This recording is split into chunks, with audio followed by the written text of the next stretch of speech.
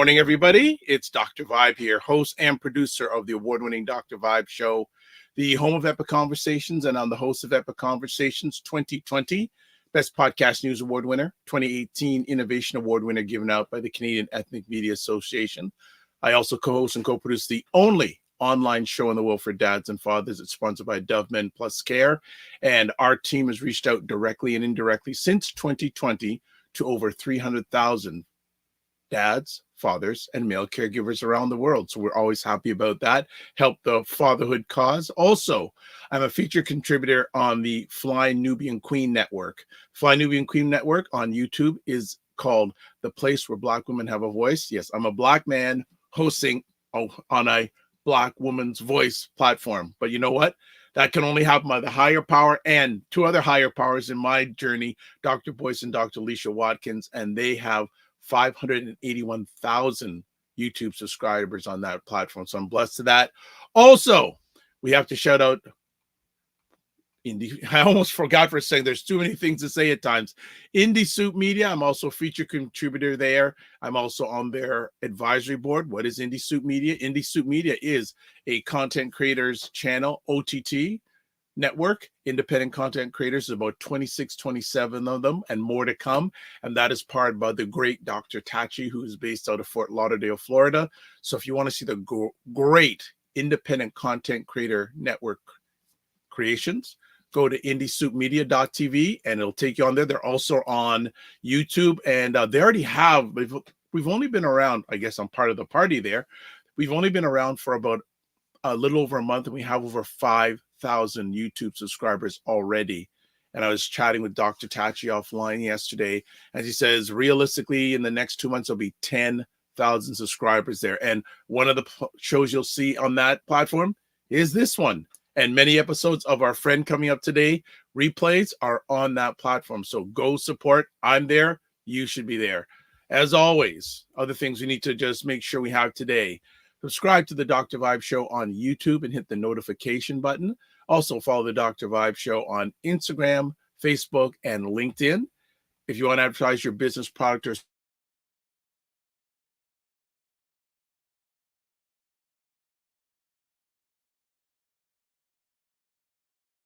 VIBESHOW.com.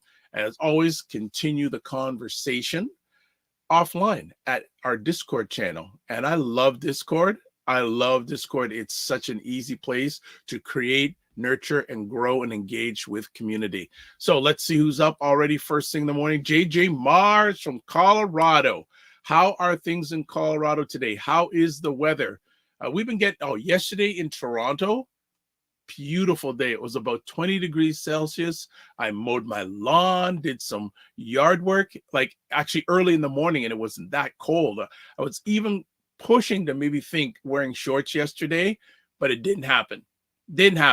But we almost got there. So let's say hello to JJ Mars. Hope things are well with you as always. What else do we have going on? What's going on in your part of the world? What's going on for your weekend? Our good friend who's coming up in a few moments asked me, so how are you feeling? I have to admit, I'm a little tired.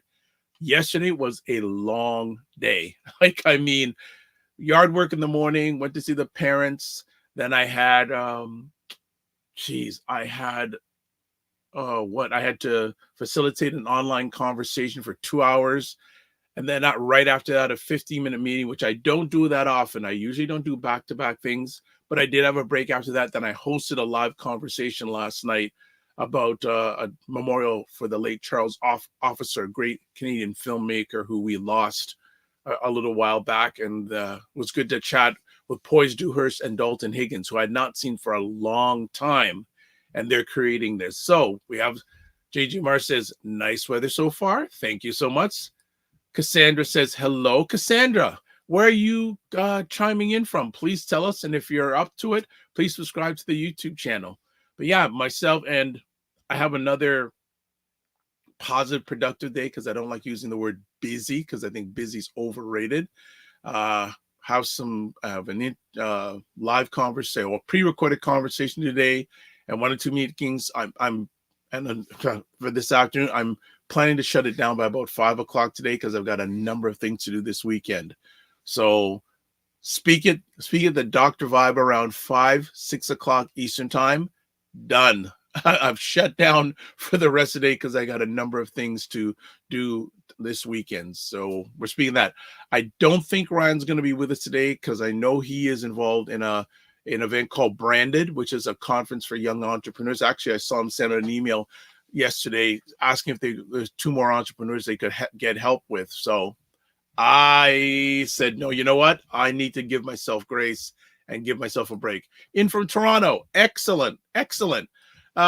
Before we go for a quick break, I want to say thank you to all the people that watched a conversation a week ago today involving the allegations with the BBPA and financial mismanagement. I said alleged that was written on buyblacks.com. That story is not going away. I'm getting calls about it. I'm getting people coming to me about it. I know that buyblacks.com has had a lot of engagement about it, but I'd say thank you for the support and them allowing me to speak with Perry Douglas about that concern, those alleged concerns. And there's a lot of conversation, especially in the African Canadian community throughout, about that program. If you haven't caught it, I would say please check it out. And also, please read the article on buyblocks.com. Really great journalism. Great journalism. Whether you agree or not agree, the bottom line is really good journalism, and we like great journalism. At least we do here. All right. Cassandra said, what happened with the BBPA? Oh, you know what? I'm going to say go watch the conversation a week ago on my YouTube channel. I'll just say high level. There are allegations of mismanagement and misappropriation and misuse of funds of the $5 million they received from the federal government in regards to the Black ecosystem. That's all I'm going to say. Go to my YouTube channel after today, after today's show, because I want you to watch this live, but it's a lot of things going down with that. So, you know what? Anything happened, lots of people talking about it. If you haven't heard about it, please go and check it out. What we're going to do is we're going to go for a quick break, and then we're going to come back. Believe it or not, it is the first Friday of a new month, May already. And we have a regular tradition on the first Fridays of each month. Wayne Harris, financial educator, is going to come on. He's going to talk about different things like capital gains. I hope you're paying attention in Canada on the last federal budget. There's a whole new approach or whole new directions in regards to capital gain taxes. And I will talk to him. I was in a conversation, if you follow the show, about a week ago, and capital gains taxes was highly talked about. A lot of people had no understanding of it, not clear about it. A lot of people really don't even qualify it. Hey, Serena Wills, what is up from the DMV? Good to see you. Good. I know you'd be here. I had a feeling you'd be here because Wayne Harris is in the house. All right. So let's take a break. We're going to go for a little bit of a break, and then we'll come back and we'll get Wayne Harris to start rolling. So keep it locked for about 2 minutes. And that's what I feel like. You feel like you're the Harriet Tubman of the mind. I am. I feel like I'm I'm one of the Harriet Tubmans of intelligent Black people. Like, I want to liberate y'all from like being left behind and ignored and oblivion. No, really, the rappers get all the attention. Seriously, does anybody else feel this way? Like ignorant Black people, they'll be all up, getting all the headlines on the Shade Room. Overly sexualized Black folks. Like the twerkers and the just people that, don't always represent the best of us, the diversity, like people like Dr. Vibe. Like, everybody should know about people like Dr. Vibe. Dr. Really Vibe he's trying to do good work for Black people. Dr. Vibe from Toronto. Good to see you, my brother.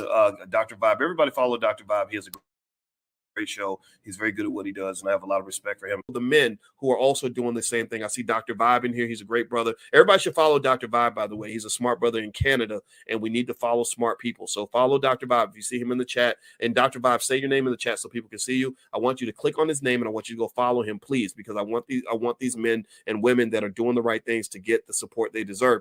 Hey, Dr. Vibe, how you doing, brother? Again, like I always do, I got to say everybody should go follow Dr. Vibe. He's got a great show. Dr. Vibe, I know Dr. Vibe's got a kingdom because I see your channel. I see you pouring into that every day. Everybody should follow Dr. Vibe, by the way. Look him up, Dr. Vibe, V-I-B-E. He's a great friend of me and my wife, and I love this guy. Okay, so let me hop into this. What's up, Dr. Vibe? How you doing? Everybody, if you see Dr. Vibe in the chat, everybody go follow the Dr. Vibe show. Dr. Bob is a real smart brother and a good human being. I like the guy a lot, and he's very intelligent. And I think everyone should pay attention to what he's got going on. We got to shine the spotlight on the intelligent Black people out here that are really doing the good work. Don't just pay attention to the rappers and the celebrities. You know, a lot of these people are losers. Your true winners are your people in your community that are really having your back. Helping us to have stronger families and a stronger community. So Dr. Bob is in that category. So you might see the Dr. Bob show in this chat. If you see him, please go follow him. Okay. All right. So anyway. All right. As always, big shout out to Dr. Boyce and Dr. Alicia Watkins. Appreciate them very, very much. All right. Let's get to it. First Friday of May 2024. And it is only proper that we have Mr. Wayne Harris with us. Good morning, Mr. Wayne Harris. How we doing? Good. How are you? Outstanding. And before we went live, I don't spend a lot of time on social media, but I do keep a alert on what Mr. Harris is posting on there. And I saw that his young son has hit a new golden barrier. So I congratulated him before we went live. So congratulations on the next step in your son's journey, young man. Thank you. I think education is always a good thing, and education that is in alignment with what you do best, what you like, what pays well, and what's in demand. It's called ikigai. It's Japanese. Yes. And my son has found that for himself, and so has my daughter. And I found it too. And I think you found it too. Yes, absolutely. Love that. Another word I'd say alignment.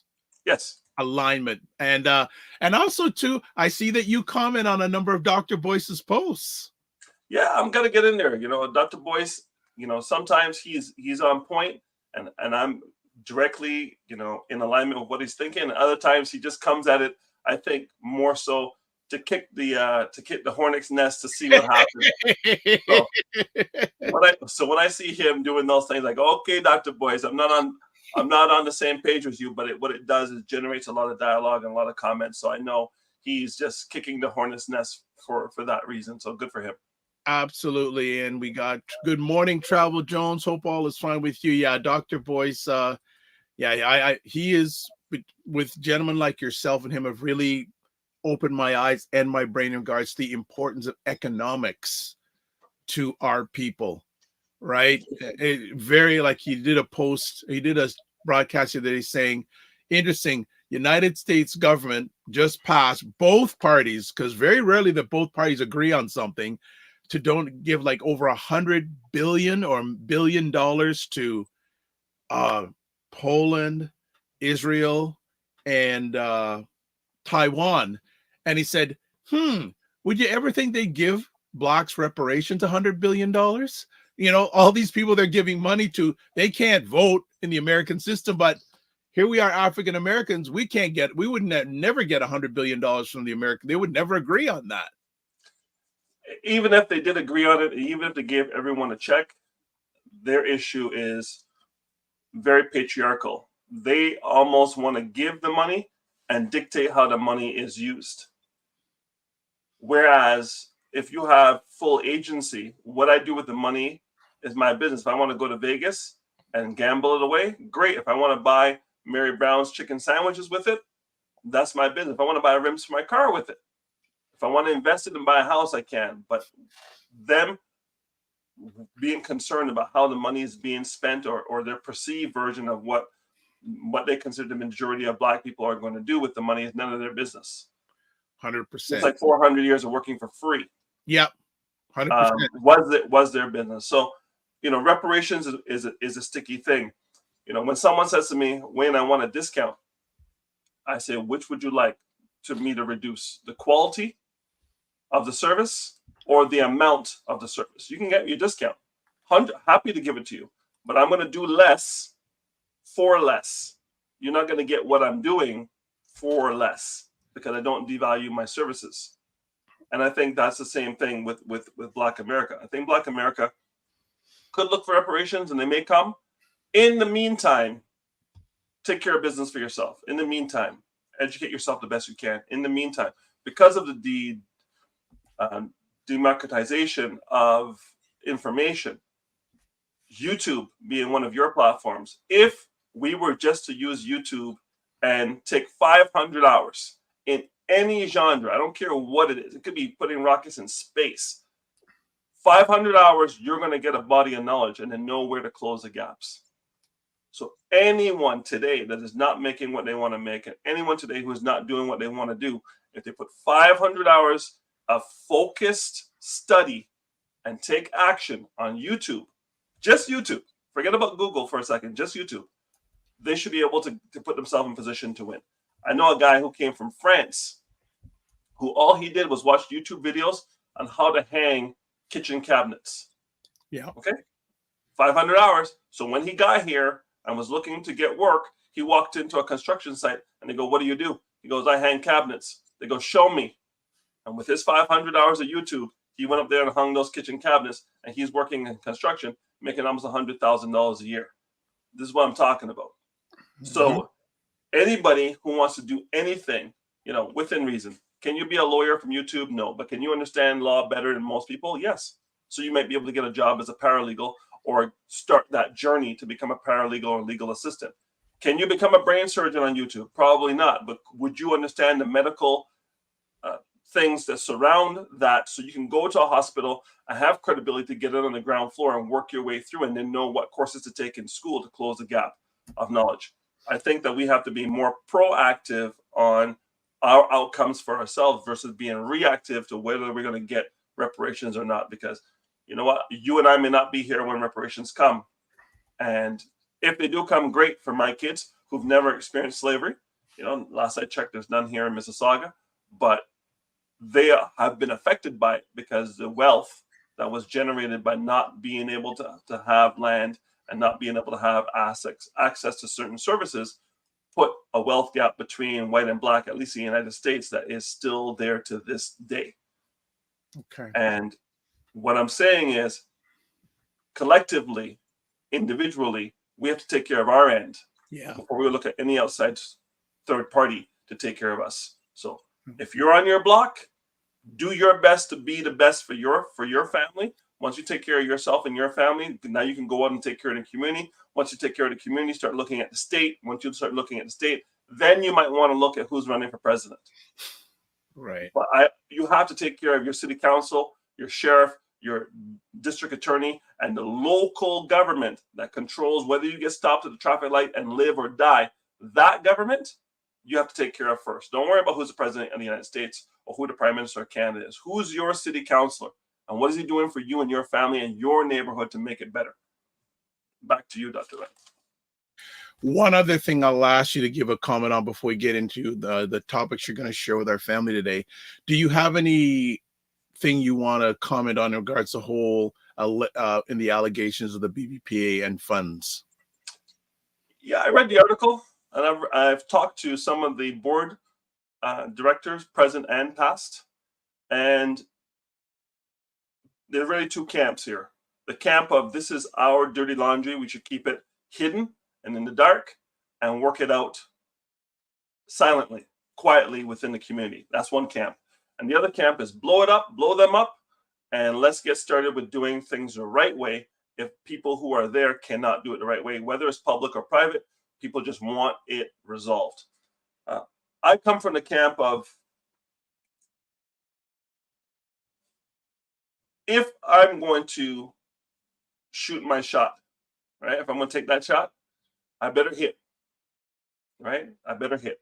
So I better be sure that 360-degree review of my information about what was going on that board, and the allegations are clear from Miller Thompson, the law firm. The allegations are clear from the daughter of Harry Jerome, that she wants the name off of the trophy and off the whole awards because of what's going on, the allegations. I'm thinking that the board, at this point, because there's this public backlash, the board is being very, very quiet and very, very measured with their response. And I think that is in alignment with what they're being told to do by their counsel. They're like, listen, this thing is now out there. You need to pause and make sure that you have your house in order. So when the board finally emerges from that silence, I'm expecting them to say, you are correct. We were wrong. This is what we did to fix it. We're out. or you were correct, you were incorrect. This is why we're staying steady as she goes. I'm sipping my tea. I got my popcorn. I'm ready for the show. 2024. They'll let me know. I'm hoping the allegations are incorrect, because I don't want to see that stain on the organization that was founded by Denham Jolly, and it's venerable. I've been a member multiple times and stepped in and didn't like what I saw and stepped out. And I've done that many times over the last 25 years, where they're like, you should be part of it, and you could do this, and you can do that, and can we not collaborate? And then I go and I do what they ask me to do, and they say they're going to pay, and they do not pay. And it just goes into a frustration loop where I say, what's the cost of what is happening here in terms of dollars to me? I've already lost money because I didn't get paid for what I did. And every time I follow up, I lose more money. And time. Yeah, and time. I think this is how they wear you down. And then you decide, hey, you know what I'm going to do? I'm going to leave it alone. I'm going to leave it alone. God bless you. When they call me again, and there'll be a new board and a new person, and maybe someone I know from the past who will go in there and say they're going to change it. And they'll call me and say, can you do so-and-so? And just going forward, I'll just say no. Thank you very much. I appreciate you. Do you? I'm good. All right. Before we get into it, Good Morning Opal Inspired. Please check out her artistic creations on her YouTube channel that is growing. Also, morning, Tim Frey. Good to see you back on the reg. Hope all is well with you and the family. All right. Little background on what we're going to be talking about today is a different subjects, but one in particular we're going to discuss in the front end. For those of you, I think I shared a little while back, actually a week ago, this past Thursday, I was invited by the Black Liberal Caucus, 3 members of the Black Liberal Caucus, to a post-budget conversation with media. It ended up being media and community partners, more community partners, and they were chatting about the budget, etc. And the first topic that came up in regards to the budget was this subject. And one person gave their interpretation about it, and then the one of the Liberal MPs, Ariel Cabral, went into a deep explanation, because it seems there's a lot of misunderstanding about capital gains taxes. So I asked Wayne early on this week, what do you want to talk about on Friday? And the first thing he said, he must have been reading my alleged mind, capital gains taxes. So, Mr. Harris, you're right on as usual. Talk to us about what are capital gains taxes, and especially for our African Canadian audience, what did you read in your understanding about how capital gains taxes are being applied going forward? Okay, first of all, what is a capital gain? Simply put, capital gain is profit, right? Profit on the sale of an asset. Okay, so you buy something for $1 and you sell it for $11, you have a $10 capital gain. Okay, profit. Okay, fantastic. Now, there are other things you can do in accounting to reduce that with expenses and all that. We're not going to get into all that, but just holistically, it's profit on the buying and selling of an asset. And that's fantastic. Here's the good news. Many years ago, that used to be no tax. Many years ago. Now it's 50% tax. So what does that mean? If you buy a house for $100,000 and you sell that house for $1.1 million, you've incurred a $1 million capital gain. And that's great. You made money. Now the government says, thank you very much for making money in my jurisdiction. 50% of that money, $500K, is yours, free and clear. As Russell Peters would say, take it and go. Okay? $500,000. Great. The other $500,000 is taxable at 50%. Okay? So that 50% that's taxable is taxable at your marginal tax bracket. So the higher the tax bracket you are, the more tax you're going to pay. So now the government's saying, that's great. The tax we were going to put on that was 50%. Now we're saying for anything above $250,000, right? So the first 250, 50-50. You get yours, we get ours, and ours comes at your marginal tax bracket. Cool. Now they're saying everything above 250, 66% of that is taxable at your marginal tax bracket. Oops. So now you're paying 16% more for the pleasure of making more money for every dollar above 250. Okay. So it's not as simple as you're paying 50%. It's 50% based on your marginal tax bracket on the half of the money that is yours. But now they're saying rather than 50%, after 250, 66%. Now this is only proposed. This is not in law yet. It's supposed to come in June of 2024. We'll see. Here's what we do know. Everybody who has a secondary property, we have a lot of realtors who come on this show and a lot of mortgage brokers who come on this show. Shout out to the Godfather, Ray McMillan, and Ted Evans, who are two of the mortgage brokers. And I know Ray's son is also in the mortgage game and the real estate game. And they come on this show and they talk about real estate and having properties and all these different things. All of that's great. But if you're going to buy, if you have a property now that your parents have, and they've had it in the family for 40, 50 years, and they bought this thing up in Muskoka, Upper Rubber Boot, Ontario for 50 grand, and now it's worth $2 million. Uh-oh. Because now that secondary property, after June, if it passes, we're going to see what kind of backlash the government gets, but every penny now above 250 is now taxed at a higher margin. That means people who thought they had done their estate planning for the transition of their parents for the 50% tax are now looking at 16% more tax on that, which they may or may not have, which may spur people to sell that property now before June 2025, which means it could be a fire sale on secondary properties for people who just don't want to pay the extra 16%, assuming it's going to go through. I don't see why it wouldn't go through, because the NDP is propping up the Liberal government, and they're not going to go against what Justin is doing. And he wouldn't have put it out there if he thought they were going to go against it, because it would trigger an election. And nobody wants an election in 2024. And there's a couple of reasons for that. You can do your research, but from what I've been told, many people, there's about 30 to 35 MPs that will not hit their 6 years in office before October 2025. And why is that 6 years significant? That's a great question, Dr. Mike. I know why, but keep on going. Right. That 6 years is significant because it guarantees them a fully indexed to inflation pension for the rest of their lives.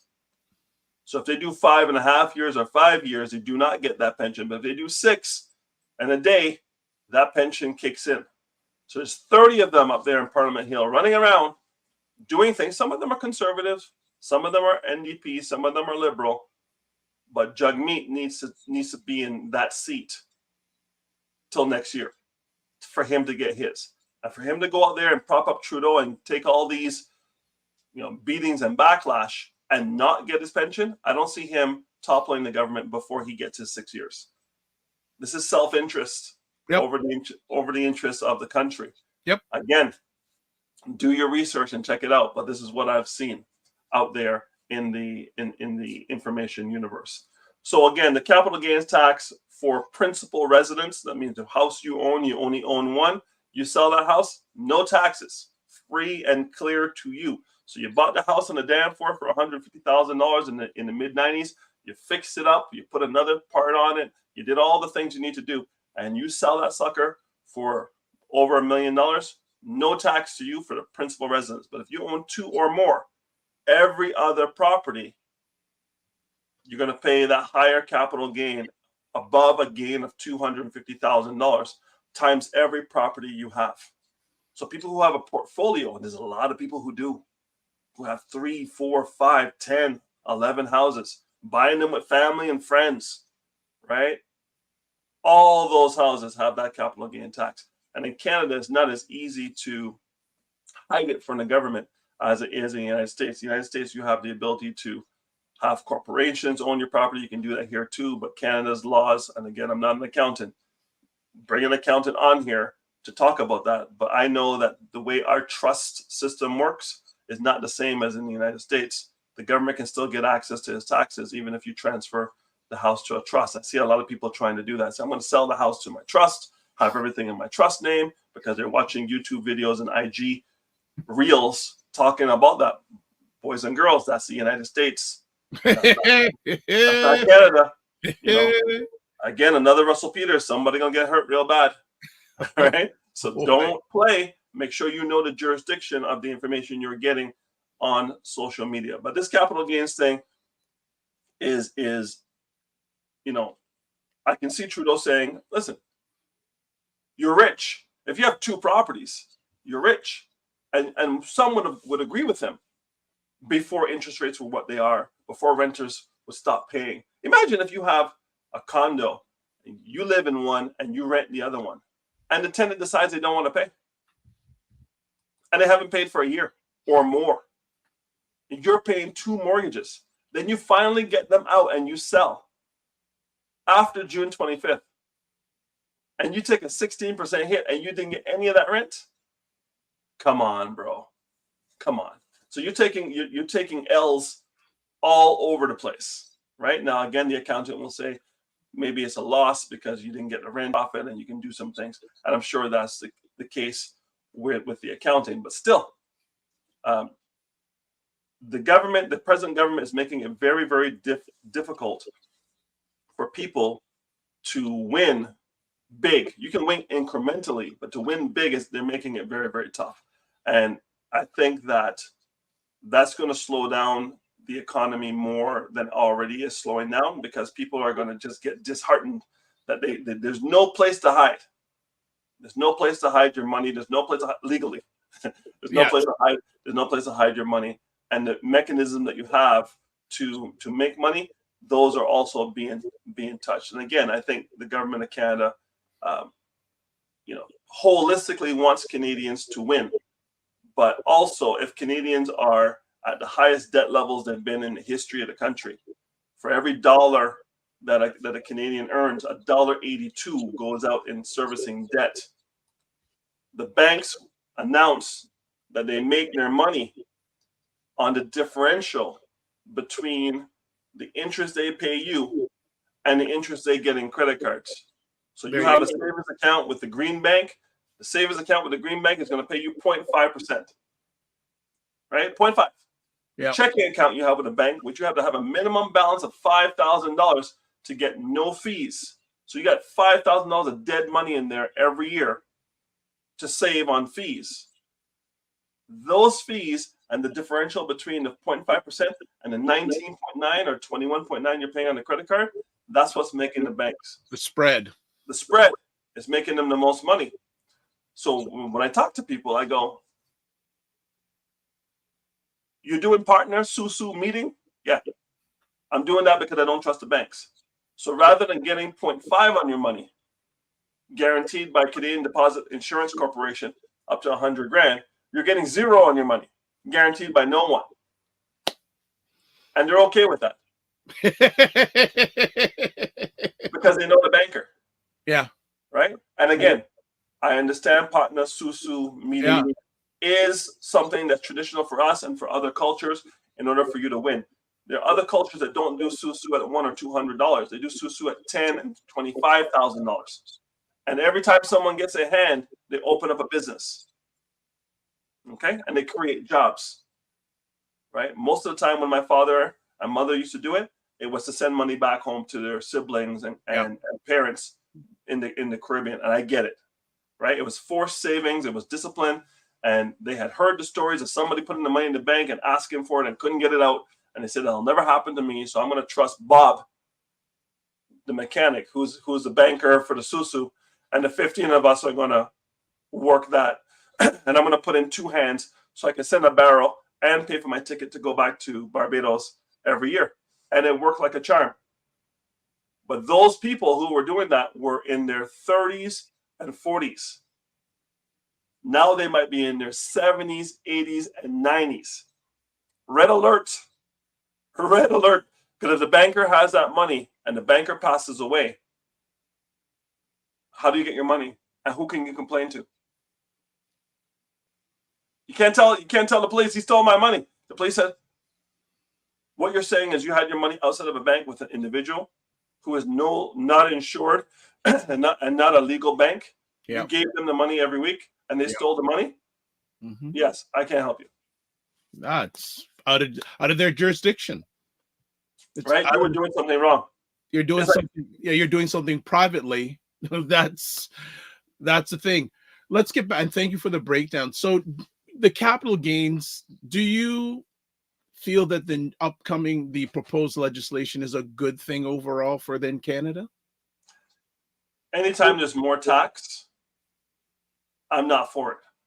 Now, Okay. when I was in school, I was like, keep tuition low, because I was in school, self-serving. When I was making, I wasn't making six figures.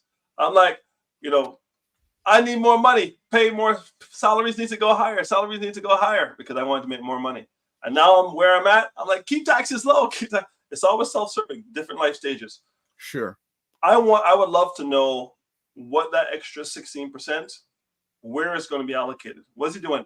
If he's going to take that money and pack it into a plane and give it to other foreign countries, I'm not for the tax. If he's going to take that money and he's going to give us better schools, better technology, better infrastructure, programs to help small businesses get grants rather than loans, because, to Perry's point last week, when you get VC money, it's not a loan. You put that money to work, and you can always see on Shark Tank and Dragon's Den, people would much rather equity than getting a loan, because a loan is a burden that I have to come back and pay. Mm-hmm. Now, it might be cheaper money initially, and you're not giving up a part of your company, but I don't have to pay back VC money. So someone gives me $1 million, $2 million, $10 million, I've got $10 million. You have a piece of my company. Now our job is to grow so that piece becomes a smaller piece of a larger pie. Right. But when we're financing things through loans, that just adds another expense on my sheet, and I'm already tight. Yeah, financial and emotional burden. Right. So for me, I really would love this government to say, I understand why this tax is coming in. I understand what they want to do with the money. I can understand the allocations. I don't know if they're doing enough of the right things with what they're already being taxed. Because last I checked, gas went up 20 cents a liter. Jeez. Just the other day, gas went up 20 cents a liter. So if gas is going up 20 cents a liter, and you're going to add this tax in June, and you're giving away money to foreign, again, I understand why you give money to foreign governments. It's the right thing to do, G7, G20, all those things. And again, when I give you money, when it comes time for you to get contracts to build something that Canadians do really, really well, you'll remember the fact that we gave you that money, you give us a contract, I get it, quid pro quo. I get it. But holy smokes, after 3 years of COVID, and now that some of the highest interest rates that we've seen in 25 years that are not going to go down in the near future, probably. Well, this is the challenge. 60%. I confirmed this with Ted, and I'm sure the Godfather Ray will attest. 60% of all those mortgages that were at 1.5 to 2.5 to 3%, they're all coming due in the next 6 to 12 months. So people who are paying mortgages at 2.5% are going to come out into a market where they're paying mortgages at 5 and 6%. Yep. So now they have a problem, because now their mortgage just doubled. And last I checked, no one's giving double your salary raises at your job.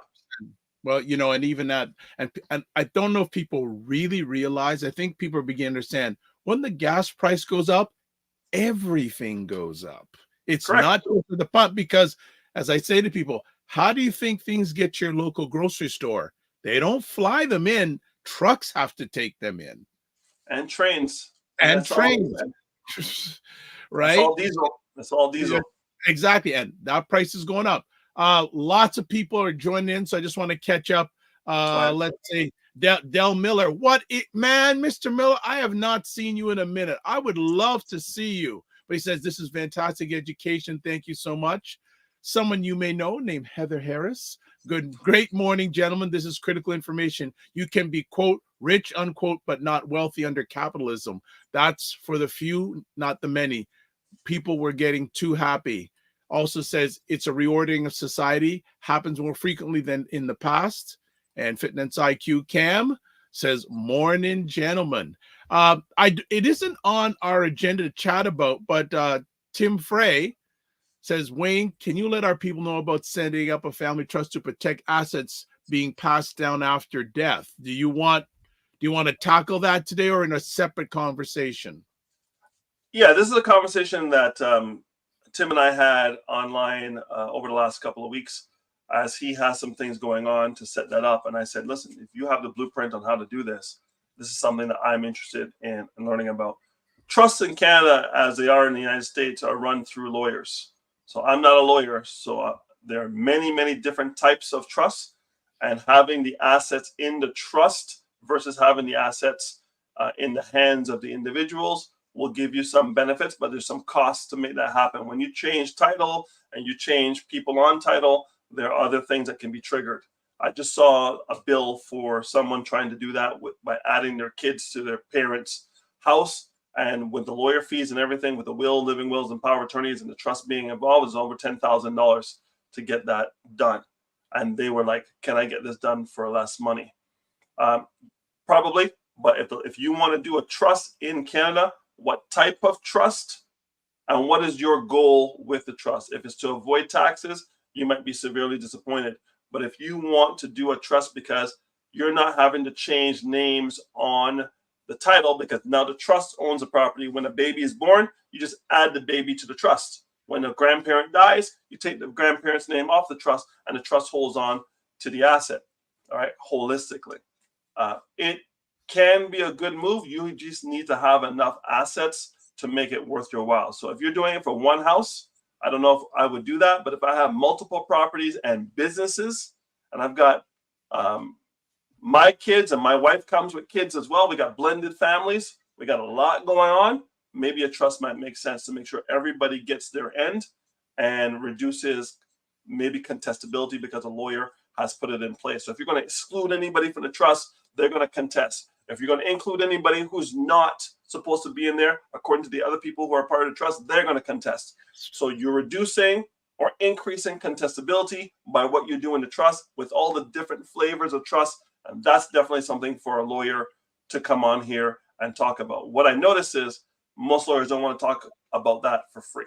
They like the smoke and mirrors of the lack of understanding of the family trust. But Tim Frey seems to have a good handle on it, and he might be willing to come on and talk about what he did in his personal situation for his trust. So happy to have that conversation with Tim, or watch Tim do it.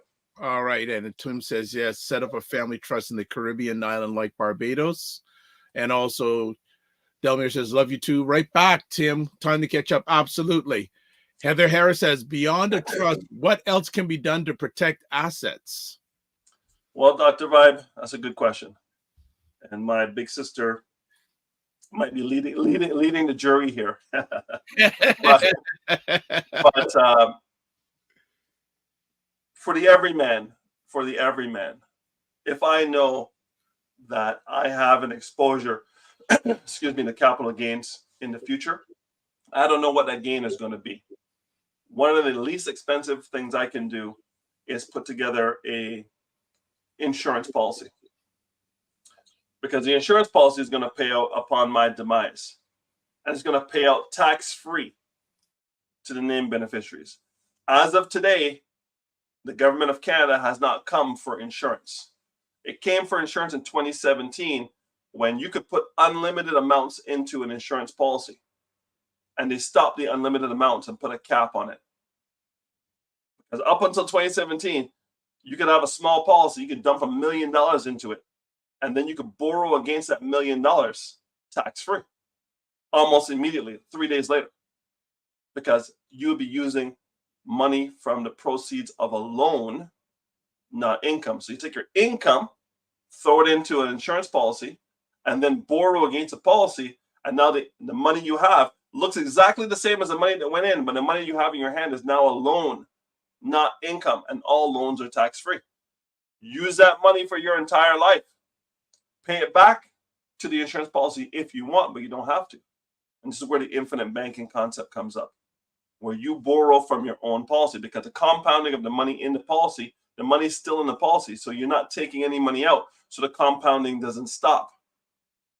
You're just borrowing against it. So what happens is the lending institution is in first position for what you borrowed. So let's say there's $1 million death benefit and $500,000 of cash value in the policy. Okay, if that person were to pass away, they would get $1 million tax-free death benefit plus $500,000 cash value. If they died, 1.5 million tax-free to whoever's name is the beneficiary. What you can do is take the $500,000 cash value. 90% of that can be borrowed against if it's a whole life policy.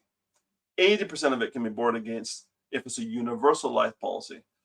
Borrow that money and use it for whatever you want. You could even be homeless and borrow that money. You don't have to have any proof of income to get that money, because the policy is the collateral. And go do and live your best life. And you can get that lump sum, or you can get that monthly like a pension. So now, a lot of people are concerned that they have, in Canada, we have Canada Pension Plan and Old Age Security. In the United States, you have Social Security. If you make too much money in your retirement years in Canada, they'll start clawing back those benefits. You could pay into them for 40 years. And because you made too much money, they'll claw back and you will kill your OAS. But if you have an insurance policy that's fat with cash, you can borrow from the policy every month and supplement your income and not affect your CPP and your OAS. That's game. That's game there. That's game. So when should you get an insurance policy? 15 days after you're born is the best time. The next best time is right now. Yes, there's interest on the loan. The loan, depending on the institution, could be whatever the rates are at the time, but because they know the policy is bulletproof. Why? Because they've replaced your beneficiary's name for that cash with their name. So they're not trying to kill you with interest, maybe 6% on the loan, somewhere around there. But again, if you take that money at 6% and you invest it in something like mortgages, right, Ray? Private mortgages, as in second position, second or third mortgages, depending on the risk, depending on the property, depending on the situation, you're now looking at 12, 13, 14% of your money. So you're borrowing at 6, you're making 14, and now because you've invested, the 6% is tax deductible. Let's go. Come on. All right. Heather, Big Sister says, is there interest on the loans? I think you answered that question in your sharing there, correct? All right. And you know what? Ray is here saying, good morning. Trusts are a great conversation piece, but are specific to individuals, their needs and net worth. He also says life insurance is the fastest and easy way to create intergenerational wealth. Yet most folks are underinsured or have no insurance. How do we change that? It also solves the issue of capital gains. Which is what I just said, Ray. Thank you very much. So if you can get an insurance policy at a fair price. So again, as a broker, I have access to many different companies, and some companies are better than others for certain things. If you're in perfect health, some companies give you a great price. But if you have anything wrong with you, high blood pressure, high cholesterol, pre-diabetic or diabetic, they don't want anything to do with you. Some companies are designed, if you have sickle cell, lupus, fibromyalgia, and other things, they're happy to take your policy at a fair price. Depends on where you are. But if I had known this when my kids were born, man, oh man, there'd be a war chest of cash. These kids are in their early and mid 20s now. There'll be a war chest of cash that I would have total control over as the owner of the policy. They're the insured. I'm the beneficiary with my wife. Now, sometimes you date knuckleheads, right? So maybe my son and daughter are dating people and the people are not the greatest. So I will continue holding on to the policy. But the day I'm straightening my son's bow tie on his wedding day, and the day my wife is fixing the veil for my daughter for her wedding day, we're going to hand them a document. They're going to say, "What's this, Dad?" I said, "This is a fully paid off cash value life insurance policy. Mommy and I took 20 G's out because we're going to Ghana." Right? Thanks. We paid it off. There's no more premiums for you to pay. It is continue to roll for the rest of your life. And if you pass away at 120 years old, this policy will pay out 100% at 120 years old, up to and including suicide. Here's your wedding gift. It's not a toaster. It's not $1,000. It's not just paying for the wedding. It's a fully paid for, fully funded whole life policy with a death benefit and cash value, and they can use whatever money that's still in the cash value that I didn't use. I only used 20 grand. All the rest is available to them, up to 90%. Best gift you could give a child. Yeah. Anybody out there who talks to me about, I'm going to do the registered education savings plan. I get it, right? Because the university is still a thing for now. But like I said, YouTube is coming, AI is coming, and university is going to have a hard time justifying $100,000 for 4 years to teach me information from pre-COVID times. It's going to be tough for them to justify themselves again. And now employers, Microsoft, IBM, Dell, the government of Canada, most of the major banks are saying university degree not required.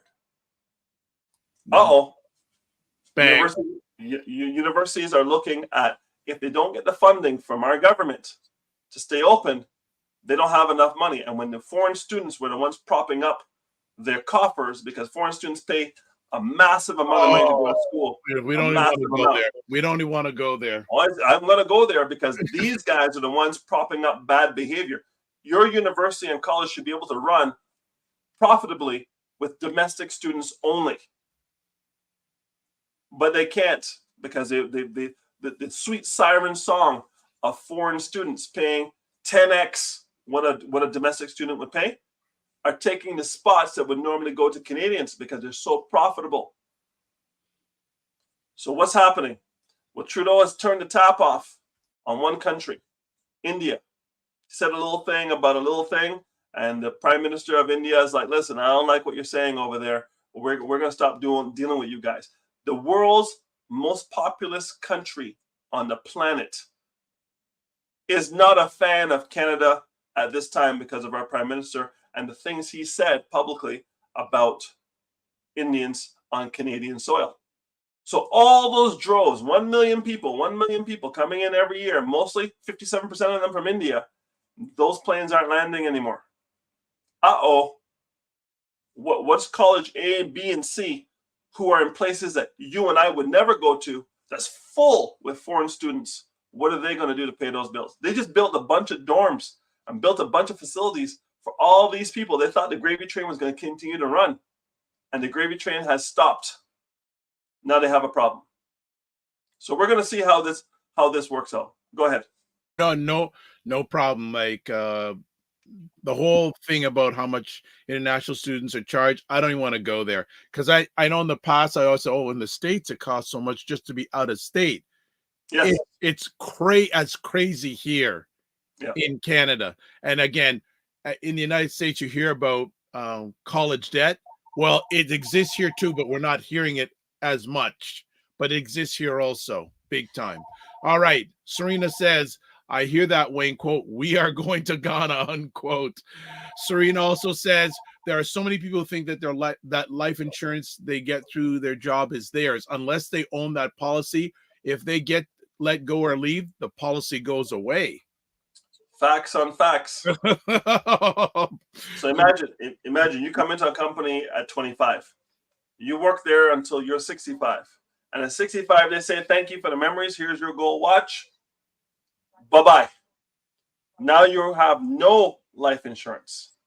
Wow. You're 65 years old. Now you're going to go buy it at 65. You think it's going to be a little more expensive than when you were 25?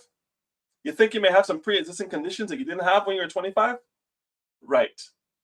So I want you to think about an ice cream sundae. Ice cream sundae has a cherry on top. The bananas, the ice cream, and the whipped cream, and any sprinkles you put on that, this is your personal life insurance. The cherry on top is your work life insurance. We don't go out there buying cherries. You should be out there buying banana splits. And if you're working, add the cherry on top. So you make $100,000, your company's going to give you $200,000 if you die. But if you die at 85 or 90, and you stop working at 65, you get $0. If you do not get insurance when you're in the health you are today, and your health declines in the future, your costs are going to be more expensive because of age and because of health. And because of gender. Men are more expensive than women because women live longer than men in general. Wow. All right. Good morning, Dr. Tachi from Fort Lauderdale, the driving force behind Indie Soup Media, and she's back on with Mediascope, which is wonderful. Wednesdays, 5 p.m. on Instagram, 6 p.m. on YouTube, Facebook, LinkedIn, Twitch, and other properties. So good to hear. Good to hear.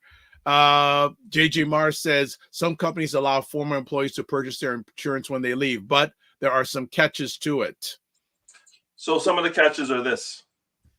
If you work for a company, you make $100,000 and you leave the company, you are part of a group insurance policy. The group insurance policy, let's say you work for one of the banks, and the bank has 100,000 employees, you're getting the group rate. When you come out as an individual, you do not get the group rate. You get your rate at your age at that time. So there's one catch. Usually those policies are term policies. So if you're working with a company that one of the bigger companies is doing the benefits, you might be able to convert that term policy to a permanent policy without doing any underwriting. And underwriting meaning blood, urine, blood pressure, paramedical, all that good stuff. They may say, we'll waive that because you have a body of work and you're part of the group plan. So we're going to waive those things for you. So in your favor, if you can port it to yourself, you might be able to get it at a without medical underwriting, which is a big deal because you might be terminal. You could be terminal, and you can say, "Nah, I'm out from work. I want that policy," and they will give you that $100,000 or $200,000, even if you're terminal, because there's no underwriting. So you might win. But why take that chance? Why not get insurance as young as humanly possible, for as much as humanly possible that fits within your budget, knowing that day is going to come. Death is like Floyd Mayweather, undefeated.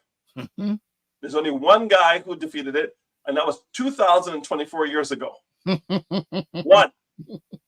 So I want you to understand, since we're not him, we should have life insurance to make sure that all the things that could cause us pain, like probate tax, 1.5% on estates over $50,000. There's going to be estate taxes. You got to pay your income taxes. There are going to be creditors that are going to say, we want our money before your family gets their money, and they're going to insert themselves into that very public estate. So there's a lot of things that you need to consider.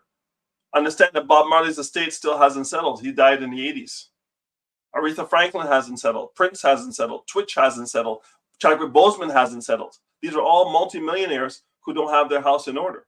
And when I go out into the community, 80% of the people I talk to don't have it. I talked to a gentleman yesterday. He spends $900 a month in takeout. How much? $30 a day. $900 a month in oxtail, roti, rice and peas, stewed chicken, breakfast, Tim Hortons. $900. How old is he? 75. Three packs of cigarettes a week. 29% interest on his vehicle that he bought 4 years old. 29% on a store brand credit card. 19.9% on the other credit card, which is maxed out. And he was referred to me to say, can I help him? I can help him. How about you eat at home? $900. How about you take a nicotine patch and save $60 a week in cigarettes? Bro, I'm out there in these streets, and I'm here. Listen, I've heard it all, Dr. Vibe. I've heard it all. But this one here, this is yesterday. Okay? How is he still alive? He's a pleasant man. Very, very happy guy from the islands. But I said the math isn't mathing. I was doing the math. But you think about it. You go for breakfast before 7 o'clock. You'll get 2 eggs, toast, and a piece of bacon and a coffee. $6.99. Okay, plus tax $8, plus tip $10. Then you go to lunch, and you go to wherever you go, and they have the lunch special. Another $6.99. No tip because you can take it takeout. $8. That's $18. Then you go for dinner, and you buy yourself a large roti. $14. There's your $30. Nice and easy. I said, that's a lot of salt, my friend. He goes, it is what it is. But I said, do you have any savings? None. I'm not laughing at him or laughing at the situation. Do you have RSP? No, none. Do you have TFSA? None. Do you have insurance? I do. Permanent policy through my former employer for $50,000. I said, great. I said, do you have a will, living will, and power of attorney? He goes, no. I said, do you have children and grandchildren? He goes, yes, in 2 countries. There will be nothing left for them. No, there won't be. $1,000 a month in cigarettes and takeout. In the most expensive Toronto has been ever. This is what's going on out there. Let's move on, please. I don't. Go ahead. I just. Dr. Tachi says, "Wow." She also says $900 a month in takeout food. Serena goes, I'm just like shocked. $900. JG Mars, that's called wasteful consumption. Dr. Tachi, cigarettes, people still smoke? Yes, people still smoke, believe it or not. Like, people do still smoke. Serena goes, sheesh. JJ Mars, daily Starbucks maybe $10 for a small coffee. Yeah. Serena goes, unfortunately, people do still smoke. Fitness IQ Cam, absolutely crazy. Yeah. Plus, I forgot to say, Dr. Vibe, he buys groceries, about $250 in groceries, and he does weed, and he's upside down. And by the way, and he didn't pay his taxes, so he's being garnished. Where does he get his income from? Pension from his former employer, CPP, and OAS. The math isn't mathing, Dr. Vibe. He's got to be upside down 2 G's a month. Dr. Ty says you're better off buying an espresso machine or Keurig machine and doing your own fancy coffee at home. Facts. And go get the little pods from Costco. Yeah. Wow.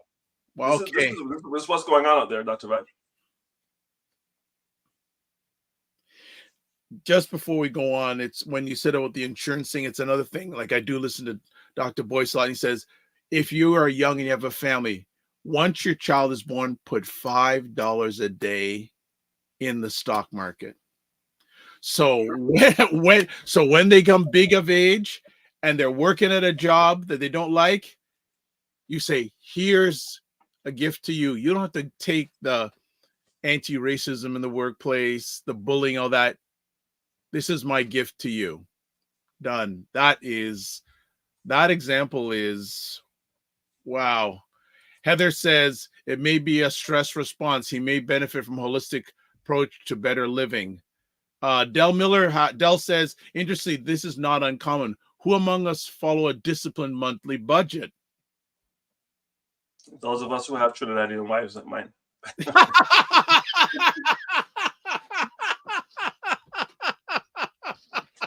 Can't lie, Dr. Vibe. Can't lie. That Heavy is manners. the Heavy quote manners. of the week on the Dr. Heavy Bob. manners. Heavy manners. Heavy man. Well, heavy. Fitness IQ cams. However, you think the mind is a powerful thing. Sometimes the stomach controls your pockets. Oh boy. Ray says, Wayne, that is more common than you could imagine. We have clients who bought homes for $250K in the early 2000s who now owe $800K against them. And that is possibly 50 to 75% of the mortgages we have done. Wow. To Ray's point. Wow. I need to just, people, if you're watching this live on the replay, I'm going to read it again if we ever put this out on audio. Wayne, that is Ray McMillan, who has been doing mortgages privately since 1999. So this is reality. You're getting reality in comments and on your screen here. Wayne, that is more common than you can imagine. We have clients who bought homes for $250K in the early 2000s, now own $800K against them. And that is possibly 50 to 75% of the mortgages we have done. Wow. That's a screenshot right there. That tells you what it's like out there, family. Let's go, hold on. Serena says, gotta hop to me. Thank you, Wayne. Great as always. Great confident. Yeah, watch the replay. Roland Lowe says, people are in shock, but these are your friends, family, kids, neighbors, co-workers, and family. Finally, the man in the mirror. Wow. Ray says, great point. Well said in jest, a good wife is the key to build it. Yeah, look, I say it in the people who look like us, our greatest area of wealth is our family. And not just financial. You're great, because I'm sure everyone who's live or on replay and the two guys in the screen, we know enough families that look like us that people say, me don't like me brother, me don't trust me brother, me don't trust me sister, me this, that.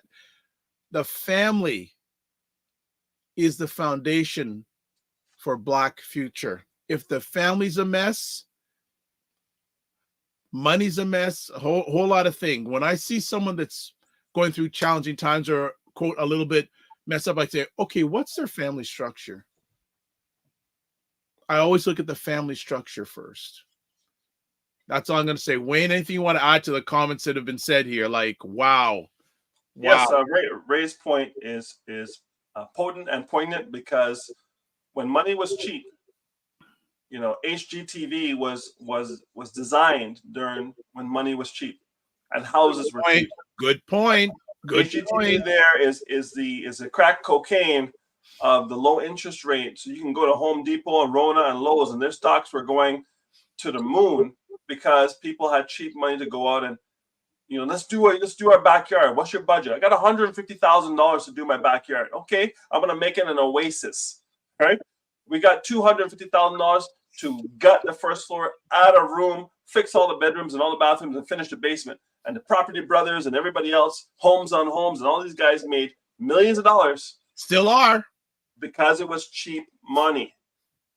Now, my friend, it's bare crickets out there. Crickets, because now money costs money. And people are like, is this, even if I did this renovation, my house is going backwards in value. So why would I do it? Just the other day, there was a guy bought a house in Burlington for $2.2 million in 2021. Tried to sell it for $3.3 million. Sat on the market for 200 days. No one was taking it at 3.3. Nice part of Burlington. Older house, side split, beautiful house. Older, maybe mid-century. This guy sold the house for $1.5 million. Wow. He bought it for 2.2. You know why? The water level is rising. It's called the interest rates. And you couldn't control that mortgage. You had to take a $700,000 haircut or lose it all. I don't know. I probably lose it all, right? But pride, you're $700,000 underwater. How does that make sense? And it's happening over and over. Last point. 45,000 realtors in Ontario said deuces to the real estate industry. 45,000. Wow. Out. Why? Because when times, and Ray and I are old enough to know good times and bad times in the game. When there are bad times, the ones who are just playing with their industry, they got to go. Mans are getting hurt out there because they are not super strong at what they do. And they can't weather the storm because they were living too close. I say people are living Grandmaster Flash, Dr. Vibe. I've said it before. Don't push me because I'm close to the edge. People are living Grandmaster Flash out there and they're getting hurt. No, like there's a house in the neighborhood that I guess this guy owned. He had renters. The renters weren't good.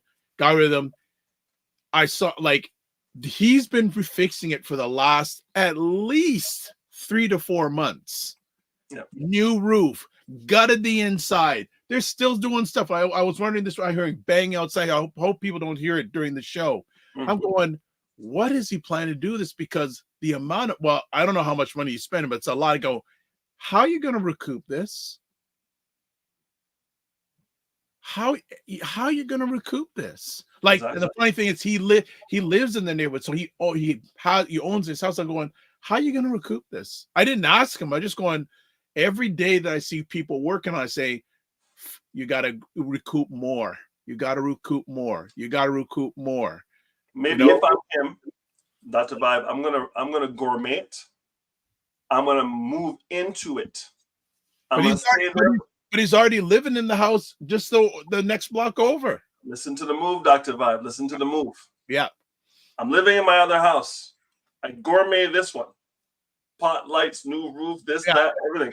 Yeah. I move into my place. I stay in there 2 years. Government may have changed over. Interest rates have settled down. The market has come back. Now I sell. I'm selling it as my principal residence. Okay. No tax. Then I sell that and I go over back to where I was living before. And I go live in there for 2 years. Then I sell that. No capital gains, no tax, principal residence. And I rent in Canada and I buy in Jamaica. And I leave this house, this place as a non-resident. Deuces, I'm out. And I take my money with me. There you go. Okay, so there are moves you can make. Yeah, and I'm sure Ray is doing those things in the Caribbean and other places. That's why we have you here to those moves, those game moves. Heather says, teach financial literacy to every member of your family, 100%. Ray says most people spend on average 10 to 15% more than they earn annually. They are collecting net income but spending based on their gross. I have tried to educate. It's painful to watch it play out. Also, he says, Ray, got to get. I like to get Ray and you on together, and I would just get up and leave. I just get up and leave. No, I would get up and leave. I may just bring me in on a Monday or bring him in on a Friday. Yeah, he says, Ray, 4 recessions, Wayne. I have the battle scars to show it. Sure, you do too. Facts. Like, how many people watching live or on the replay? How many people would like to have Ray and Wayne together for a session? Are you ready for it? That's what I'm going to ask you, though, because it's not going to be light. Are you ready for it? Right? Ray says, you are sharing my secrets, Wayne. It is easy to navigate the system once you understand the system. Education. Listen, you know, we are all in the martial art of finances. Ray McMillan is a black belt in mortgages. I'm a black belt in financial planning. You're a black belt in media. So we're all bringing our black belts to bear, but we're all fighting different styles, Dr. Vibe. So now what we need to do is we need to put our styles together so we can go out. You know what? You just gave me an idea. When we should have black belt conversations. There we go. There you go. There you go. Let's go. There we go. Black belt conversation. We bring you guys on and you just let, because everyone, we got to talk about this on there. This is really good because we bring in different people who know their stuff in different, and we just talk together because we can all intermingle, etc. I like that idea. I have put that down. Black belt conversations. Bam. I love this. Tim Frey says this. We often dwell on the idea of saving and budgeting for retirement, a system crafted by families like the Rockefellers and Rothschilds, who have shaped the very framework within which we toil as workers in their global enterprises. And that's, now that's heard something to extend. The Rockefellers formed the system for employees. Correct. Right. And the education system. Yeah. Our parents and grandparents bought into this notion of working tirelessly until retirement, while these families themselves, along with their descendants, he's gone in, never truly retire. They enjoy freedom in days, weeks, and months, and even years, because they understand the importance of asset ownership and entrepreneurship. Look at this. Raise in. Love it. Trademark that. Black belt conversations. I'm talking to you. It's in my notes. Black belt conversation. Dr. Taji says, I love the idea of black belt. And the family is, we had 2 more subjects we wanted to chat about. It ain't happening. It ain't. We'll save it to something else. But this is absolute goal. Yeah. What I like, and again, a lot of people don't pay attention, but yesterday, what's the guy, Powell in the U.S., who's head of the U.S. Fed, saying they don't know if interest rates are going to go down this year. Earlier on this year, they say, we're going to reduce the interest rate 4 or 5 times this year. Now, I know Canada's different in some ways, but Canada looks to what's going on in the U.S. too. Right. What's happening now is Canada has to decide which lump it wants to take.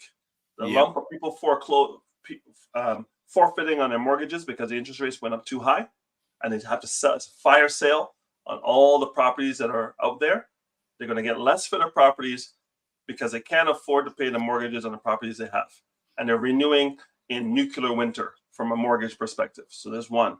2, if he lowers the rates, people who are not smart are going to come back into the market thinking that rates are going to go down, cause the same foolishness all over again. So Ray can speak to this more than I do, but I have a feeling that they want to, but we're going to see how it goes between now and September before they even think about lowering the rates, because people go crazy. As soon as the rates go down, people who are dummies jump into the market, and they're not supposed to. Yeah. It just, do people learn? right. Like one of my mentors a long time said, people do things like that because it doesn't hurt enough. Correct. It doesn't hurt enough. Roland says, put together the show, but put up the plastic because it's going to get bloody. Jokes. But family, okay, I'm going to start working on this, because I'm going to reach out to Ray today over the weekend and say, look, Ray's time is not what he used to say. Ray, what are you doing the first Friday of next month? We want to have a black belts. I love that idea. Like, we got to trade, and we can just bring in different people and just chop it up and do the thing. But from what you're saying, though, Wayne, things aren't getting better, are they? Depends on where you are. Exactly. Right? Sorry. So all the big boys and girls who have money, have sold everything they have and are waiting, cash rich, to come back in at a discount. So the Warren Buffetts of the world, the Bezos of the world, the Elons of the world, they have divested of the market and are waiting for their opportunity to come back in at a fire sale price. Buy low, sell high. So he sold high, took his profits, and now he's waiting with his cash to buy in low. And we're going to see what happens, because we have an election in the United States, and we will have an election in Canada next year. When those two things happen, I am assuming it's going to be a sea of blue in the United States, Republican, and a sea of blue in Canada, conservative. We got a 50-50 shot, right, up here, and there's only a 50-50 shot down there. Biden could pull it out and stay in, right? Trump could have whatever happens to him with the court case and he can't be the candidate. But I have a feeling it's going to be Republican 24, 25. I don't know. We'll see, because they have a whole bunch of campaigning to do over the summer, and anything can happen, including with the courts and Trump. So we'll see. But trust me when I tell you, any debt that you have that is not required, i.e. your mortgage, everything else should be paid off. Yeah. Pay everything off. All consumer debt, get rid of it. You got a credit card balance, get rid of it. Get rid of all consumer debt. You have a car payment and the car is too bougie, get rid of the car and get a car that is reliable, that's less expensive, that has no cost to you on a monthly basis. Car should be paid off. House, if you can pay it off, great. If you can't pay it off, that's the only debt you should have on the books. So Macmillan Group says, I don't see mortgage rates leveling out any lower than mid 4%. Your analysis is accurate, Wayne. Cheap money brings out the financially unsavvy. Yes. Yes. So I see people and they have a 2.69 rate. Yeah. They want me to do all this stuff with them. I said, when is that 2.69 coming to an end? Because I see their cash flow. Yeah. They got $4,000 available. No, as a financial advisor, I'm like, great, I got $4,000 to work with and all that, because all bills are paid. They got No. Listen, 5% is coming. Like winter, like Game of Thrones, winter is coming, 5% is coming. So I need to plan, work backwards and say, yes, you have a lot of cash flow, and yes, your interest rate is low today, but it will not be low 6 months from now, 8 months from now. I got to plan for that. Yeah. Otherwise, everything I put in place, you're going to undo when you get the lick of that high interest rate. Yeah, I don't see interest rates coming back to where they were. Yeah, they're not. It's just not the way, right? Because, yeah, like again, I just don't see it. I just don't see it. They may come down a little bit. They're not going to come back to like 2020 levels anymore. That's not going to happen. Well, I highly doubt it's going to happen. We're building a lot of condos. We got backyard houses. Housing starts are high. The government takes so much money from the developers. 60% of what the cost is to get a shovel in the ground goes to the government. It's insane, right? I don't know. The cities that the houses are going into, they should win. The city should get something because they got to pay for services, fire, police, ambulance, hospitals. I get it. The city. The province should get some money because the house is in their province. The federal government, I don't know. I don't think they should be making a whole lot of money on developer fees for municipalities being built. The municipality and the province should be getting the majority of that money. Well, we'll exit on this point. If you had a chance to be sitting across from the prime minister of this country, what would you tell him in regards to economics? I wouldn't tell him anything. I would ask him a question. What's the end game? What is it you're trying to accomplish? What's your legacy going to be when it's all over for you? And it's going to be all over very soon. What is your legacy going to be? He's going to say a bunch of things. This is what I did or didn't do for the indigenous. This is what I did and didn't do for gender rights. This is what I did and didn't do for healthcare. This is what I did and didn't do for education. This is what I did and didn't do for foreign policy. He's going to come with a lot of different things because I see what affects me. He sees everything. So in fairness to him, he's dealing with domestic agenda, foreign agenda, provincial agendas, and trying to stay in power all at the same time. So he's got a lot on his plate. But I want to know, what is your end game? So there's going to be a mandate. He has his budget now. When the elections come up next year, we're going to look at his body of work since he's been in power since 2015. Since Stephen Harper left and this guy's come in, where are we at? Are we better than we are? Or are we worse than we are? And if we're better, explain to me how we're better. And if we're worse, explain to me how we're worse. I'm asking questions. I'm not telling him anything. Because I want to seek first to understand before you be understood. So I want to understand where he's coming from and why his cabinet and his caucus and his advisors feel that this liberal policy that we're dealing with right now, it makes the most sense for Canadians. Okay. All right. Mr. Harris, we went off script and it was fantastic. It was fantastic. Why even bother with the script? Yeah, exactly. And plus, with the morning Joe, finally, they drive the conversation. So you know what? It's called being flexible and being good. Well, look, my brother, thank you as always for taking time from yourself and your family and the people you serve, especially the $900 a month eaters and smokers. You should do it like even an IG live, just even a recorded video, and just share that with people. Because you'll get this from this conversation. I'm sure I'll see if I can create that. But that is 75 years old. Wow. It's tough. It's tough because, you don't know what you don't know. Right. And if everybody around him is doing it and it's normal, everyone's kind of living Grandmaster Flash in his world, he's going to live Grandmaster Flash. The only way you know they're better basketball players than you is when you pack your gym bag, get on the subway, and go to another gym. And you see how they're playing and the level they're playing at. Because you were the man at your gym, right? I see that all the time. People get on buses and trains and planes, and they come to Toronto to play basketball. And they meet up with those kids from Scarborough, right? And they go, uh-oh, what we thought was basketball in Sault Ste. Marie.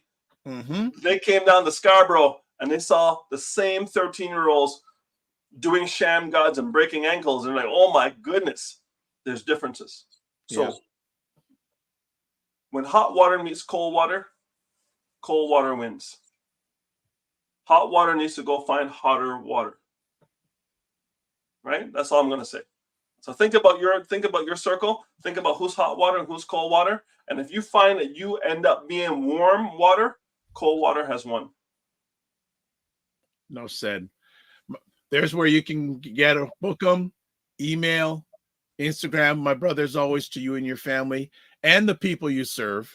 Don't just manage your time, manage your energy, and remember to give yourself grace. We'll see you. And hopefully next time with Ray McMillan, because, and as I said, that people get ready for, I'm going to work on it starting from today. I'm going to call Ray and say, Ray, can you be there? Because we got it. And I have a feeling there'll maybe lineups of people that may want to be on with you guys in regards to this. I think even a Roger Dundas may want to join in on that too.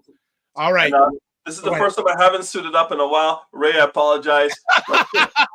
I'll suit up for that. All right, then. Take care, my brother. Be well. All right, family. Hey, what? And we went off script. We just went with the flow, and everyone loved it. Hey, also want to say a shout out to Calvin Douglas and Faro Hamid Freeman. Hope I got it right. If not, it was my head, not my heart. And Leslie McEwen from Ottawa. Thank you again for being here. Family, was that fire or what? Come on now. That was all good, wasn't it? All right. Let's do some final things before we get out of here. Like, we're supposed to talk about two other things. We didn't even get to it, family. But it was so good. Please subscribe to the Dr. Vibe Show on YouTube and hit the notification button. Please like the Dr. Vibe Show on Facebook, LinkedIn, and Instagram.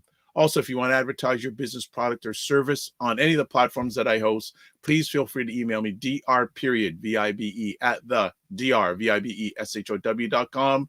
Join the Morning Vibe Discord group. Please email me again, dr.vibe at the drvibeshow.com. If you want to get a hold of Ryan, who should be back on Monday, his email website, RyanOneilKnight.com, LinkedIn, Ryan Oneil Knight, Instagram at Ryan.Knight99, email address, work with me, RyanOneilKnight.com. For myself, website, the drvibeshow.com, YouTube, Facebook, and LinkedIn, The Dr. Vibe Show, Instagram at The Dr. Vibe Show. That's The drvibeshow, not full. X/Twitter at drvibeshow. And it's interesting. A number of people watch this live on Twitter. And I was thinking, do people do Twitter anymore? And then email dr.vibe at the drvibeshow.com. If you want to watch replays of this epic conversation, again, the Dr. Vibe Show, YouTube and Facebook, Afro Caribbean Business Network, Facebook and YouTube, and Ryan Oneil Knight, YouTube and LinkedIn. All right, that's a wrap. let's close it up here. Let's get it over here. And we finish up with this. Live your life as a dream. If you can dream it, you can make it. Sometimes you have to get smaller to get stronger. Block assumptions, then aim bigger, aim better, aim higher, aim wider. Love, faith, and respect. And remember to give yourself grace and don't just manage your time, manage your energy. If you're watching this and it's before weekend, have a great one. If you're watching it anyways, have a great day wherever you are. God bless. Peace to all. Keep the faith and walk good.